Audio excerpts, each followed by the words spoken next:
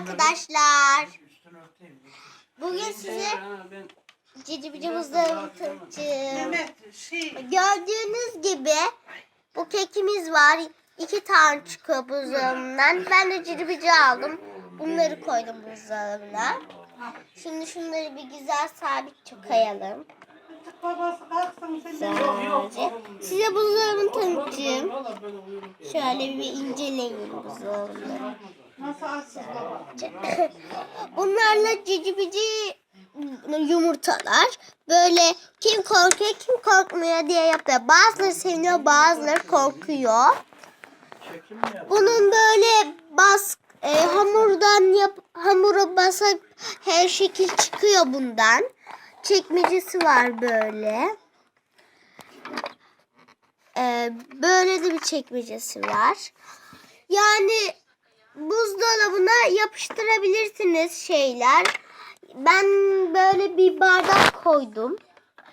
Yalnızca buz cici bici gelirse oraya koyacağım. Böyle yapacağım. İçecek diye. Şimdi kapatalım. Oyunumuza başlayalım artık. En son olarak seçeceğim. Bunlar da eskiden mavi olurmuş, mor oldu şimdi. Bu sepetleri hiç görmedim yeni aldığımdan beri. Hiç görmemiştim. İlk kez görüyorum bunları ben. Daha biriktireceğim. Bu da Barbie aldım ben. Bununla bir tane oyun oynayacağız çocuklar. Hadi oynayalım. Bir saniye. Şu sepeti bir koyayım.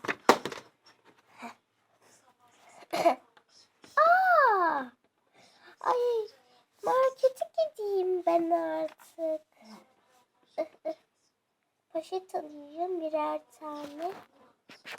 Ben soda almak istiyorum. Şimdi de fasulye almak istiyorum.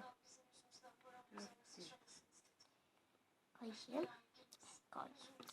Bu tamamdır. Şunu koyalım. Ne alsam? Kek almak istiyorum.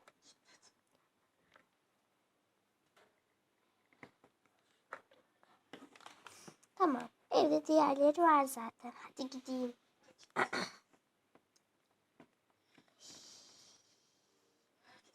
Çok zor olacak.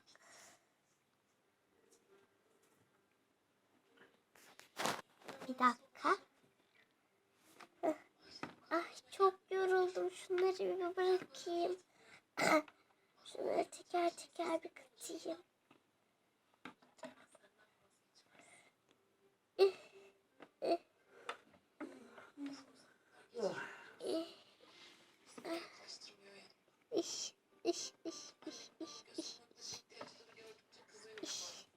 Ay biraz şu poşetleri bir koyayım.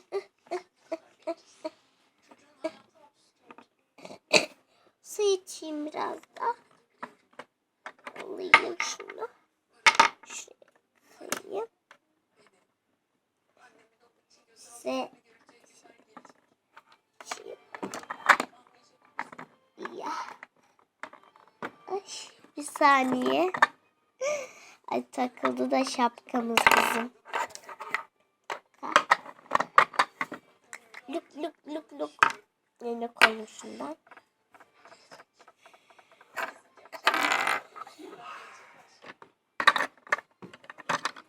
Oyunumuz bitti. Bay bay arkadaşlar. Abone olmayı tıklayın.